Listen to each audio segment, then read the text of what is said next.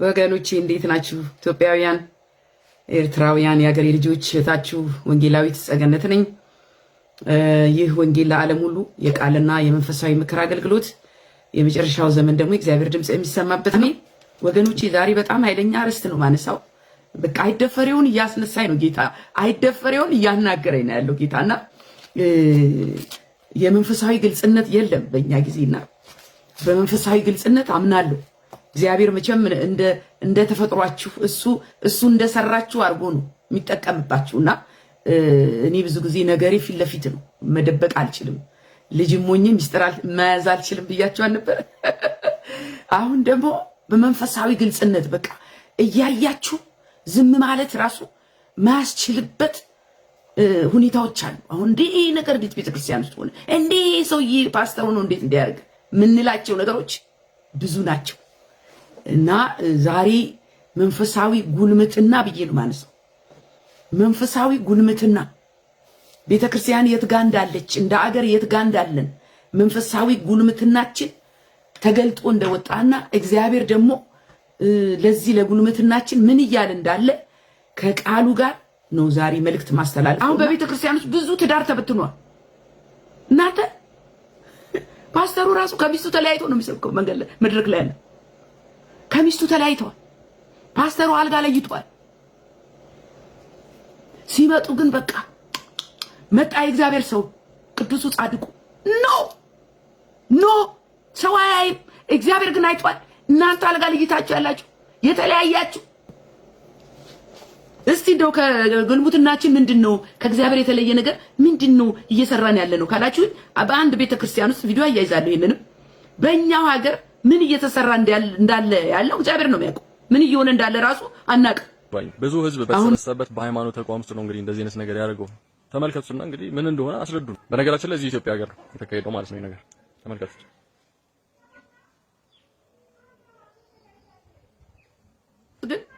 ትንሽ ይከብዳል ላይንም መድረኩ ላይ ያለ ፓስተር የዘማሪ ልብስ የለበሰ ደግሞ ወጣት ጠርቶ ወደፊት ማለት ነው ፊት ለፊት ላይ አቆሞት ከንፈሩን ይስመዋል። what's going on? አሁንም በኤርሚያስ 3:13 ላይ ስሙኝ፣ በአምላክሽ በእግዚአብሔር ላይ እንዳመጽሽ መንገድሽንም ከለመለመ ዛፍ ሁሉ በታች ለእንግዶች እንደዘረጋሽ ቃሌንም እንዳልሰማሽ ኃጢአትሽን ብቻ እወቂ ይላል እግዚአብሔር። ስሙኝ ወገኖች፣ ይህ እግዚአብሔር ቃል ነው። ክርስትናን በጉልምትና ተያይዘዋል። ያማረው ውስጫችን ነው ወገኖች። ይህ የተንጣለለው ፎቅ ላይ የሚሰራ የኢሉሚናቲ ግሩፕ አለ እዛ ጋ። አገሬ በሯን ከፍታ ህንፃ ሰጥታ ያስቀመጠቻቸው ኢሉሚናቲ ወጣቱን እየሰበሰቡ ያሉ። አሁን በፌስቡክ በዚህ ስልክ ቁጥር ደውሉ፣ ኢሉሚናቲ አባል መሆን የምትፈልጉ ገንዘብ እንደ ልብ እናንበሸብሻለን። የመጀመሪያው ወር 200,000 ከዛ በኋላ ደግሞ እስከ 500,000 1 ሚሊዮን ድረስ እንሰጣለን ብለው በአደባባይ በእኔና በእናንተ ዘመን የእግዚአብሔር ሕዝብ በኢሉሚናቲ ሲበላና ወደ ሲኦል ሲወርድ ዝም ያለች ከተማ፣ ዝም ያለች ቤተክርስቲያን 66 ኢሉሚናቲ አይነት ማስታወቂያዎች ናቸው። ለውቅና ለገንዘብ ለሀብት የፈለጋችሁበት ደረጃ ለማድረስ እኛ ጋር ደውሉ።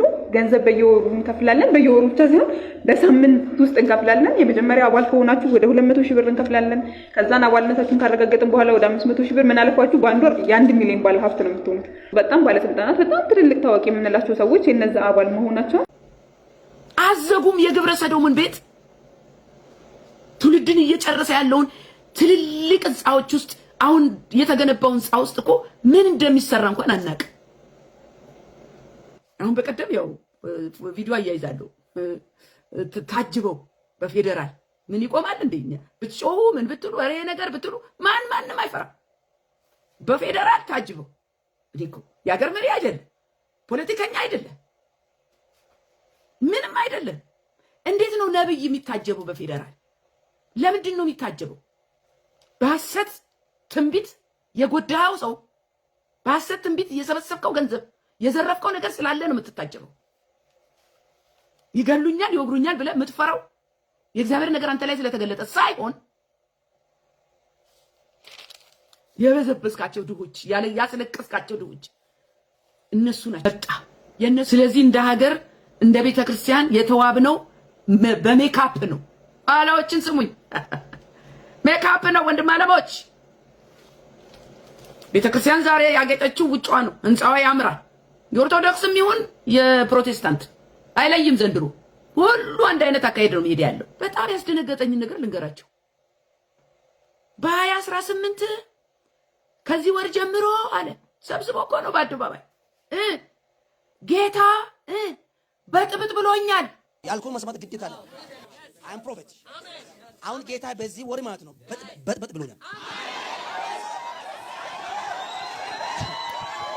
እኔ ቆይ ይሄ ወር ማለት ነው የሚቀጥለው 2018 ማለት ነው እየበጠበጥኩ ስለሚገባ አሁን ደርሷል ወሩ። ትንሽ ሊበጥበጠው እስኪ አንድ አሜን በሉት። ባትልም በጥባጭና እናንተ እየበጠበጣችሁ ነው ትውልዱን ግራ ያጋባችሁት። የእግዚአብሔርን ቤት ያረከሳችሁ። ኢትዮጵያ መታወቅ ያለባት መጀመሪያ በፍቅሯ ነው። መጀመሪያ በሰላሟ ነው። መጀመሪያ በእግዚአብሔር በመታመኗ ነው። በክርስትናዋ ነው መታወቅ ያለባት። እዛ ጋር አላየነውም። እውነተኛዋን ኢትዮጵያን አላየነውም። ቪዲዮ አያይዝላቸዋለሁ። የሚያለቅሱትን እናቶች፣ የተራቡትን እናቶች፣ ጧሪ ቀባሪ ያጡትን እናቶች፣ ግራ የተጋቡትን አባቶች፣ ሁሉም ነገር ምንም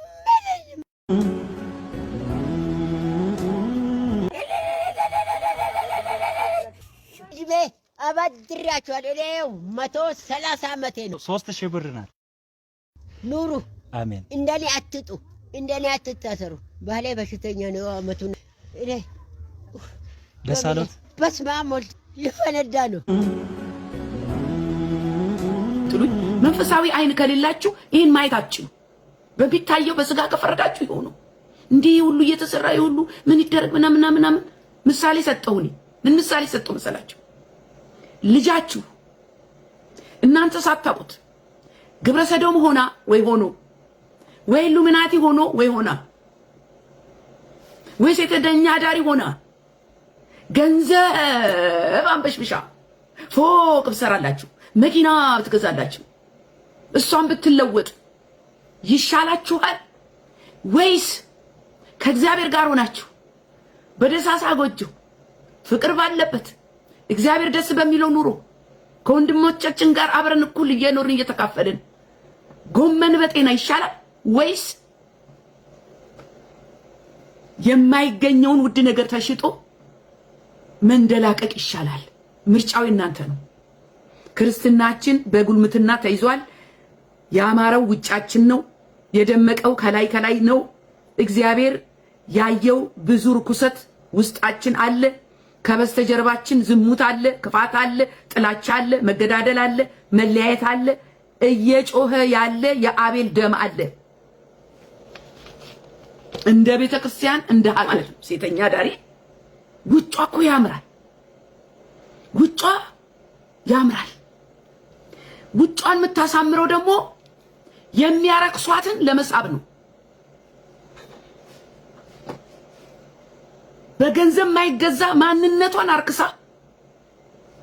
በጊዜያዊ ገንዘብ ለርኩሰት ራሷን ትሸጣለች። አሁን ኢትዮጵያ ውስጥ እየሆነ ያለው ይሄ ነው። እንደ ሴተኛ ዳሪ ነው። ሴተኛ ዳሪ እኮ መንገድ ላይ ከመውጣቷ በፊት እስቲ በቤቷ አይዋት፣ ጠዋት ወይ ከሰዓት አታቋትም። ዛሬም ኢትዮጵያ በሜካፕ እያማረች ነው። ሜካፕ ነው ወገኖቼ። ከስር የጠራ ነገር የለም። ብዙ ነገር አለ ከህንጻው ጀርባ። ብዙ ርኩሰት አለ፣ ብዙ እንባ አለ፣ ብዙ ደም አለ፣ ብዙ የእግዚአብሔር ያሳዘነው ነገር አለ። መሰራት የነበረበት ሳይሰራ እዛው ከላይ እኮ ነው ህንጻ የሚያምረው። እሱን ከማወዳ ምን ይወዳደራል? ሁሉን እርግፍ አድርጎ አስትቶ ያስኬዳል። ሽልማቴ የኔ ጌታ። እንግዲህ በተገኘው ጊዜ በተገኘው ስፍራ በተገኘው መንገድ የእግዚአብሔርን ሐሳብ የማስተላለፍ ግዴታ አለብን ብዬ አምናለሁ። በተለይ በዚህ ዘመን ጊዜ የለም። በጣም ጊዜ እየሮጠ ነው ወገኖቼ። ብዙ ነገር እየሆነ ነው ሳናቀው፣ ብዙ ነገር እያለፈ ብዙ ነገር እየሆነ ነው ያለውና እኔና እናንተ ተሯሩጠን የእግዚአብሔርን ድምፅ እየሰማን ከዚህ ከሚታየው ግርግር ወጥተን የእግዚአብሔርን ሐሳብ ለትውልድ የማድረስ ኃላፊነት አለብን። እንደምታውቁት ግን ዘመኑ ብዙዎችን ወደ ግርግሩ ያስገባበት፣ ብዙዎችን ያጠመደበት፣ ብዙዎች ተቀላቅለው ግራ የተጋቡበት ዘመን ነውና ይህንን ዘመን ቀኖቹ ክፉ ናቸውና ዘመኑን ዋጁ ይላል እግዚአብሔርና የምንዋጀው ዘመን አሳልፈን የምንሰጠው ዘመን ቢኖር ይሄ ነው። በቃ በጣም አስፈሪ ጊዜ ውስጥ ነው ያለነውና እግዚአብሔር ይረዳናል። ዛሬ ማጭር ጸሎት ላርግና ወደ መልእክቴ ይገባለሁ። እግዚአብሔር አባታችን ሆይ እናመሰግናለን። ክብር ላንተ ይሁን። ጌታ ሆይ ይህ ጊዜ ሰዓት ያንተ ነው፣ መልእክቱም ያንተ ነው፣ እኔም ያንተ ነኝ፣ አድማጮችም ያንተ ናቸው። ሁሉ ለክብር ይዋል። ጌታ ሆይ መንፈስ ቅዱስ አግዘኝ። ጊዜውን ሰዓቱን አንተ ተረከብ። በምትወደው ልጅ በጌታችን በመድኃኒታችን በኢየሱስ ክርስቶስ ስም አሜን። በጣም በሚገርማችሁ ሁኔታ ሁሉ ጊዜ የእግዚአብሔርን ቃል ይዤ ዛሬ በዚህ ጉዳይ ላይ እናገራለሁ ብዬ አዘጋጅቼ ስወጣ ሰበር የሚባል ነገር አለ። እናንተ መንፈሳዊ ዜና፣ መንፈሳዊ መልእክት፣ ሰበር መልእክት አለ። ሰበር መልእክት አለኝ። ልክ ልገባ ስል እግዚአብሔር የሰጠኝ ማለት ነው። ምንድነው ካላችሁኝ እኔና እናንተ እንግዲህ ከሆነ ስርዓት በሰውኛ ነው የምላችሁ ኢህአዴግ ከሚባለው ስርዓት ወተን ህዝቡ ሁሉ ስቃይ ውስጥ ነበረ፣ ጩኸት ነበረ። ያው ዘረኝነትን በዛ ዘመን ነው የተጀመረው። ብዙ የጠፉ ጥፋቶች ነበሩ እና ከዛ ህዝቡ ዋይ ዋይ ዋይ አለ። ከጥግ እስከ ጥግ የአንድ ወገን አገር ሆና በዛም ስርዓት ውስጥ ነው ያለፍነው። ሁላችንም ያው ምስክሮች ነንና ከዛ በኋላ ስርዓቱ ሲለወጥ ያለውን የነበረውን ኤክሳይትመንት ደስታ ታውቁታላችሁና ግን አሁን ያው ያኔ ከነበረው ደስታ በጣም ወርደናል። ምንም ጥያቄ የለውም። የጠበቅነው ስላልሆነ ማለት ነው። አሁን ማወራው በሰውኛ አይደለም። ይህንን ታሪክ ይህንን የኔና እናንተን የስርዓት ለውጥና አሁን ያለንበትን በፊት የነበረውን የኢህአዴግ ስርዓትና ዶክተር አብይ ከመጣ ወዲህ ያለውን ስርዓት በዳዊት ነው ጌታ የገለጠልኝ። ዳዊት በዚህ በአንደኛ ሳሙኤል ምዕራፍ 30 ላይ አንድ ታሪክ አለ። ይህ ታሪክ እግዚአብሔር የሰጠኝ ይህንን ታሪክ ወደ አእምሮ ያመጣው የመንፈሳዊ ጉልምትና የሚለው መልእክት አዘጋጅቼ ልክ አሁን በቃ ላስተላልፍ ስል ይህን መልእክት አመጣና በሱ ጀምራለሁ ዛሬ መልእክቴ። በአንደኛ ሳሙኤል ምዕራፍ 30 ላይ አማሌቃውያን ወደ እነ ዳዊት ከተማ ገብተው ከተማውን በሳት አቃጥለው ሴቶቻቸውን ማርከው ልጆቻቸውን ማርከው ወሰዱ። ከዛ ዳዊት ወደ ከተማው ሲገባ ያየው ነገር ከተማዋ ተቃጥላለች፣ ሚስቶቻቸው ተማርከዋል፣ ልጆቻቸው ተማርከዋልና ምን ይላል ብትሉኝ ዳዊትና ከእርሱ ጋር የነበሩት ለማልቀስ ኃይል እስኪያጡ ድረስ አለቀሱ ይላል። አንዳንዴ ከችግሩ ብሶት የተነሳ ከችግሩ ትልቅነት የተነሳ ከአቅማችሁ በላይ ከመሆኑ የተነሳ ለማልቀስ ኃይል እስከምታጡ ድረስ ድርቅ ትላላችሁ፣ አናታችሁ እስከተመታ ድረስ። አሁን አለቀሱ ይላል። ከዛስ ዳዊት ግን በአምላኩ በእግዚአብሔር ልቡን አበረታ ይላል። አሁን ወዴት ልመጣ እንደሆነ ይሁን ብቻ። ከዛ በኋላ ዳዊት ከእግዚአብሔር ጋር ተማከረና ሉጣን አሉጣን ብሎ ተማከረና ሰዎችን ሰበሰበና 400 ሰዎች እንደገና 200 ሰዎች 600 ሰው ሰበሰበና 400 ሰዎች አብሮት ሄዱ ለውጊያው ማለት ነው። ስሙኝ። ከዛ እነዚህ 200ዎቹ ደግሞ ደክሟቸው ወደ ኋላ ቀሩ እና 400ዎቹ በጣም ተዋግተዋል ከዳዊት ጋር።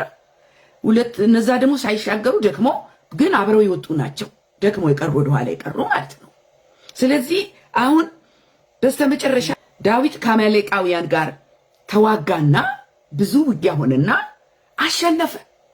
ምርኮውን አስመለሰ። ልጆቹንም ሚስቶቹንም አስመለሰ። ምርኮ በምርኮ ሆኑ፣ በዘበዙ። ያንን የጠላት ምድር ብድራቸውን ተወጡ። በእግዚአብሔር ኃይል ነው የምላቸው። ምን ሆነ? ከዛ በኋላ ስርዓት ተቀየረ። የማ ስርዓት ተቀየረ? ያለፈው የኢህአዴግ ስርዓት አልፎ ይሄኛው ድል የያዘው ስርዓት መጣ።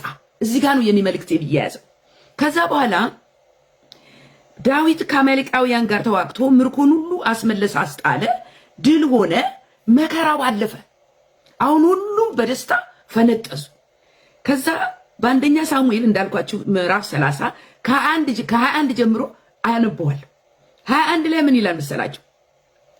ዳዊትም ደክመው ዳዊትን ይከተሉት ዘንድ ወዳልቻሉ ወደ ኋላ ወደ ቀሩት ማለት ነው በቦሶር ወንዝ ወደ አስቀራቸው ወደ 200 ሰዎች መጣ። እነርሱም ዳዊትን ከእርሱ ጋር የነበሩትን ሕዝብ ሊቀበሉ ወጡ። ደስታው የሁሉም ነው። ሊቀበሉ ወጡ። ከዛ በኋላ ከእነርሱም ጋር ሊቀበሉ ወጡ። ወደ ሕዝቡን በቀረበ ጊዜ ደህንነታቸውን ጠየቀ። ወደ ኋላ የቀረውን ሕዝብ ደህንነታቸውን ጠየቀ።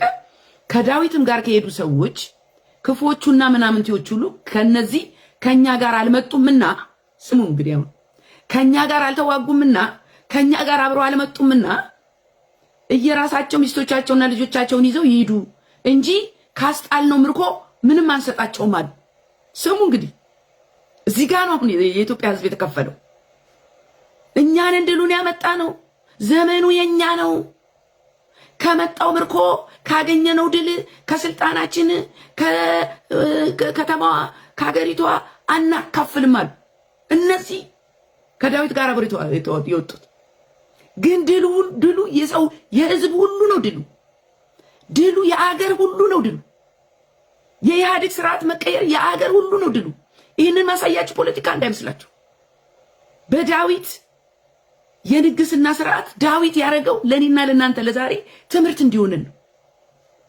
አሁን ዳዊት እነዚህ ሰዎች ወደ ኋላ የቀሩት አይካፈሉም፣ ከኛ ጋር ምርኮ መሰብሰብ የለባቸውም ብለው ህዝቡ ተነሱ፣ አብረው የነበሩት ከዳዊት ጋር።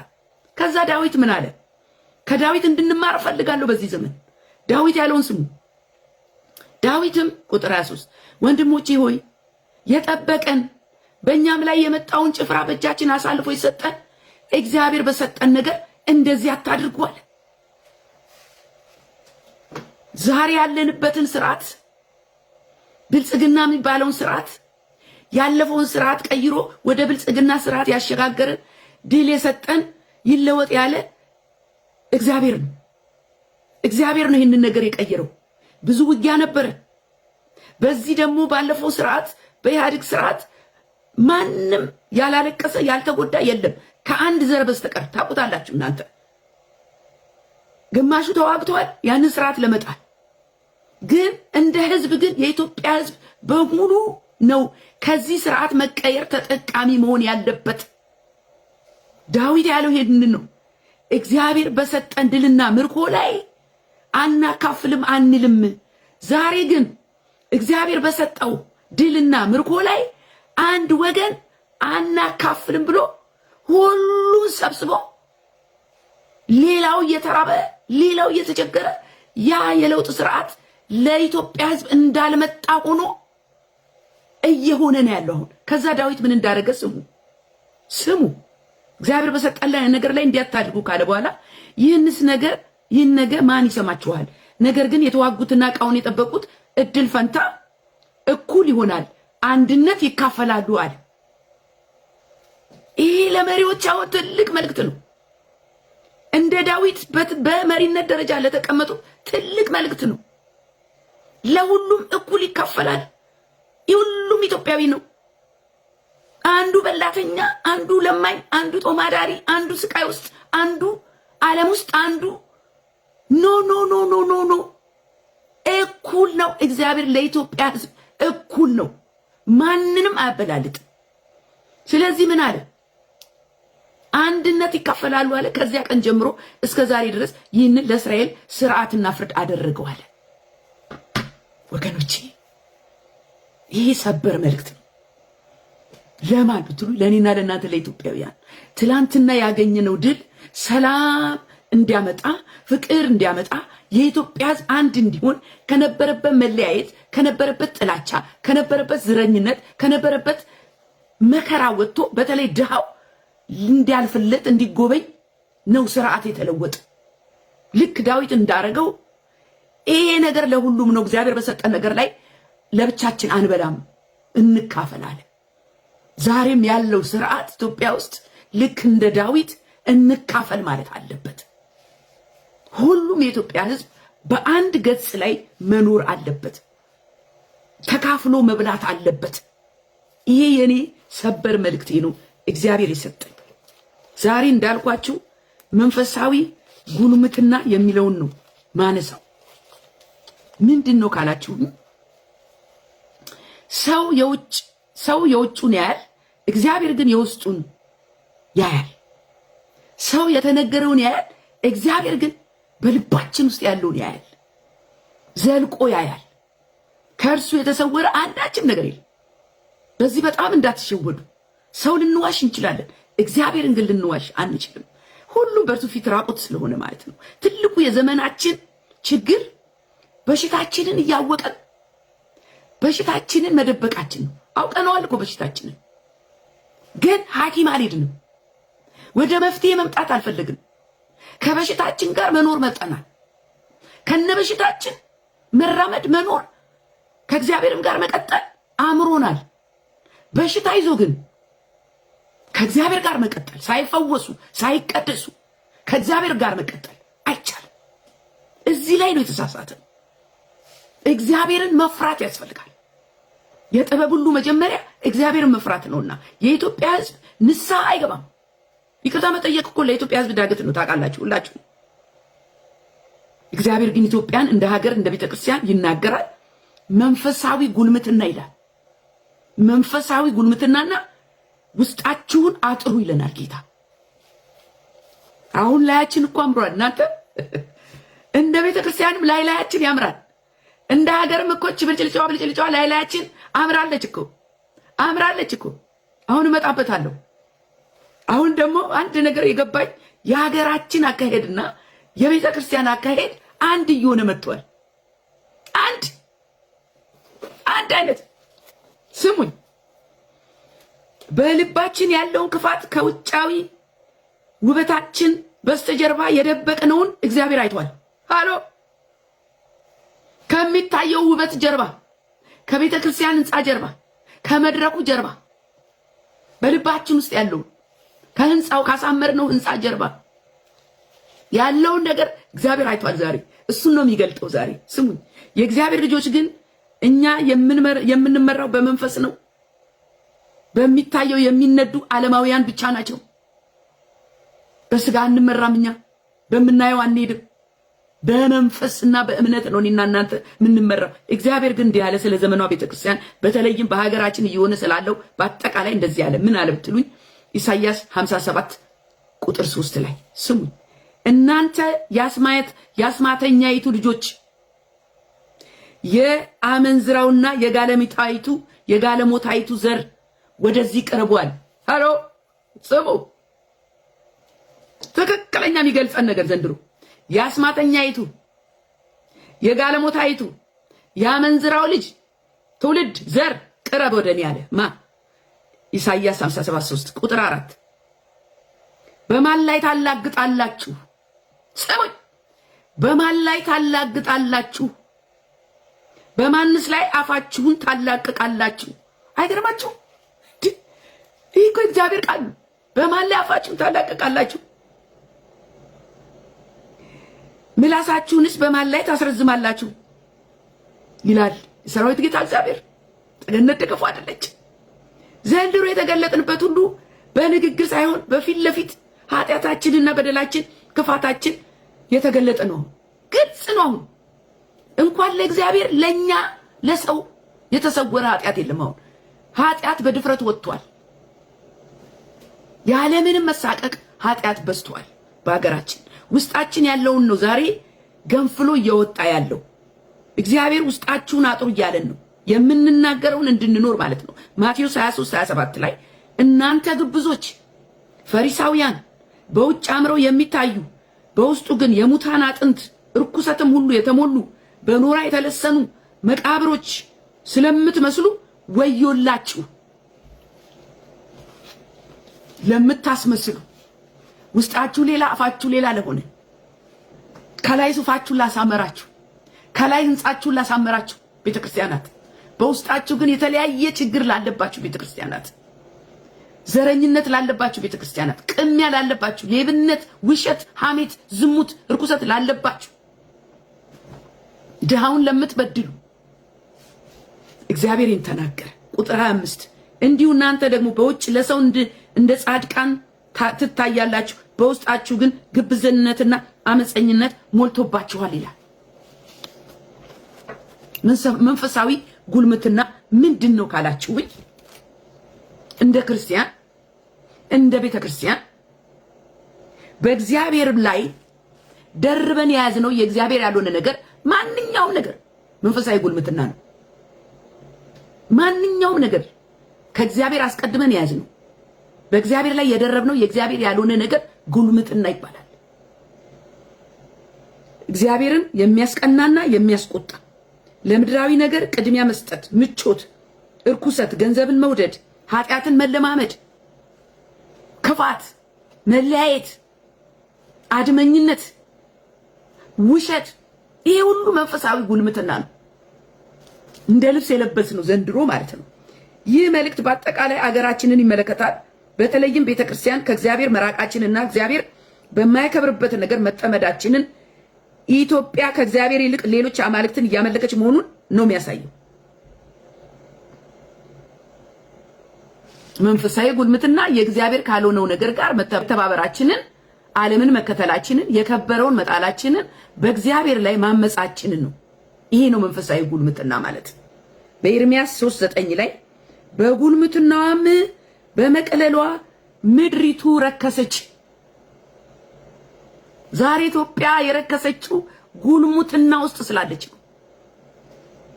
ጉልምትና ነው ያረከሰን።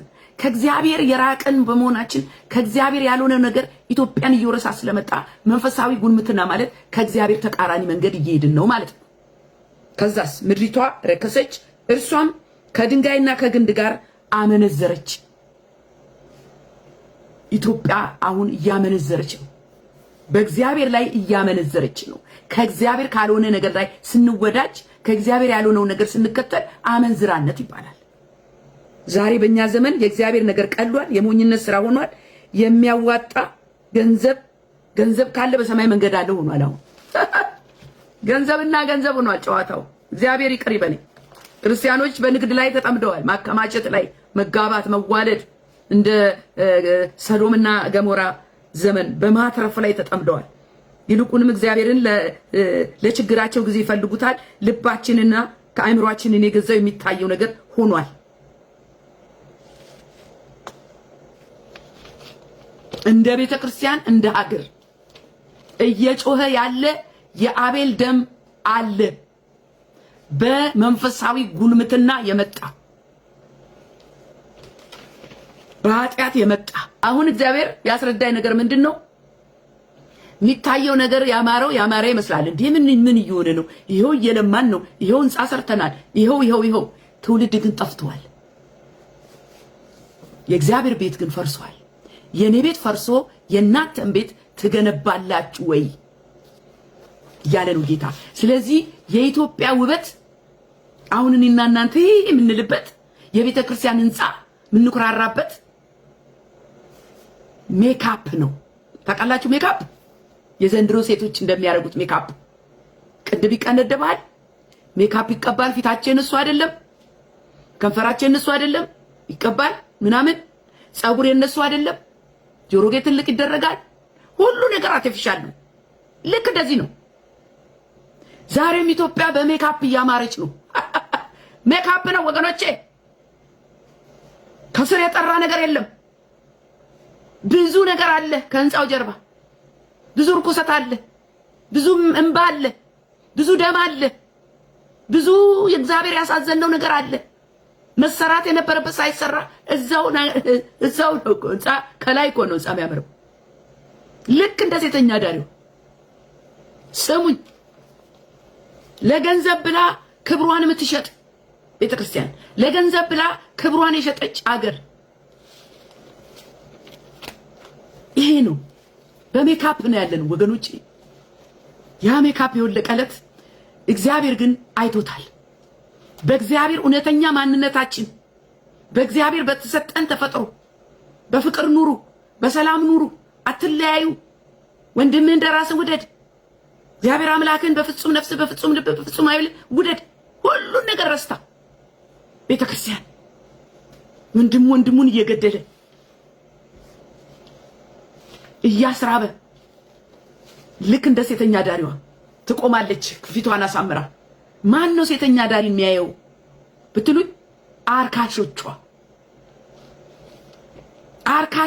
ናቸው አሁን ኢትዮጵያን ጠጋ እያሉ ያሉት። ኢትዮጵያ ደግሞ አለኝ ኑ እያለች ነው።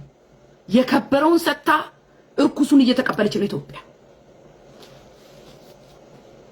በዚህ እንዳትሸወዱ ወገኖች። ኢትዮጵያ ሜካፕ ነው እየተቀባች ያለችው፣ ስር ነቀል አይደለም፣ እግዚአብሔር በሚፈልገው መንገድ አይደለም። እና አንዳንድ ሰዎች ደግሞ እንዴ ይሄው እየለማን ነው፣ ይሄው እንዴ እንደ ዱባይ መስላለች ሀገራችን። ኖ ኖ ኖ ኖ፣ ባለፈውም ተናግሬያለሁ። እግዚአብሔር ከህንፃው ጉዳይ የለው። እኛ ዱባይ አይደለንም፣ እኛ አረቦች አይደለንም፣ እኛ ኢትዮጵያውያን ነን። ከየት መጣ ይካላችሁኝ? ከጉልምትናችን፣ ከሜካፓችን። ህንፃ እኮ ተሰርቶ ድሃው አላለፈለትም። ዛሬም እኮ የሀገሬ ድሃ አምላኩን ተስፋ አድርጎ ነው እንጂ የሚታየው ነገር እኮ የሱ አይደለም፣ የድሃው አይደለም። እንደ ዳዊት ተካፍላችሁ ብሉ። የኢትዮጵያ ህዝብ እንደ ህዝብ ነው የተቸገረው፣ እንደ ህዝብ ነው ሊያልፍለት የሚገባው። ይሄው የመጽሐፍ ቅዱስ ታሪክ እግዚአብሔር ይሰጠኝ። ስሙኝ እናንተ መሪዎች፣ አረቄ ቤት ቢንጎ ቤት መዝጋታችሁ አልከፋኝም። ነገር ግን ትልቁን ሰይጣን ዝጉ። ኢሉሚናቲ እያለ የሚሰበስበውን ዝጉ። ዝጉብኝ ተብሎ ትልልቅ ህንፃ ውስጥ የሚደረገውን ጨለማ ቤት ዝጉ። ትውልድ ይዳን። መረን ሆኗል የኢትዮጵያ ህዝብ መረን። ይሄ ደግሞ ያስጠይቃል በእግዚአብሔር ዘንድ። ወደ ሲኦል እየተነዳ ነው ዛሬ ግብረ ሰዶም በአደባባይ ሴቱም ወንዱም በጌታ በኢየሱስ ክርስቶስ ስም። ጉልምትና እንደ ሀገር ጉልምትና ዛሬ በጉልምትናችን ኮርተናል፣ ገስግሰናል እኮ። ስለዚህ የኢትዮጵያ የቤተክርስቲያን ውበት ሜካፕ ነው፣ ሜካፕ ነው። ውስጡ ለቄስ ነው የሚባለው በሀገሬ አባባል፣ ውስጡን ለቄስ።